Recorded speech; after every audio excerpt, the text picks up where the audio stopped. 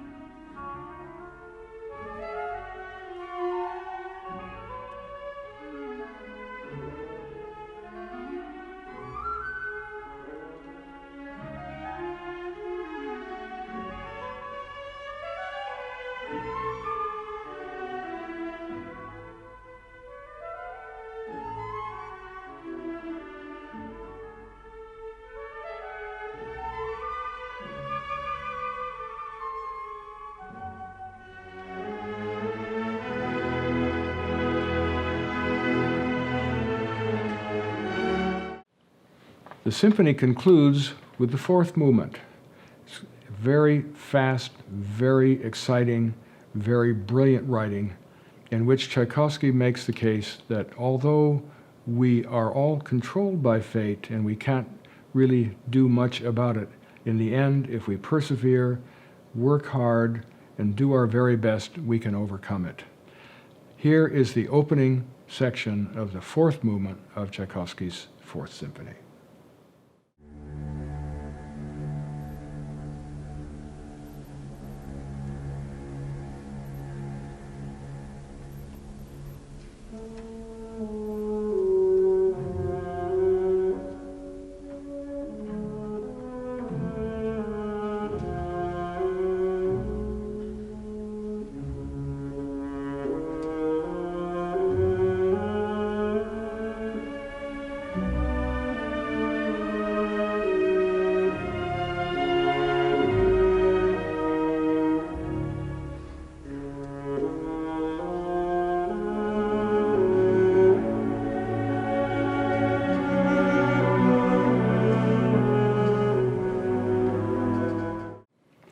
Also included in the program Saturday night, October 12th, is a young violinist named Yu Jin, who has won a major competition in New York City, and she'll be playing two very difficult works with the orchestra. One by Ravel, it's called Cigane, which means gypsy, and another by another French composer, Camille Saint-Saëns, called Introduction and Rondo Capriccioso.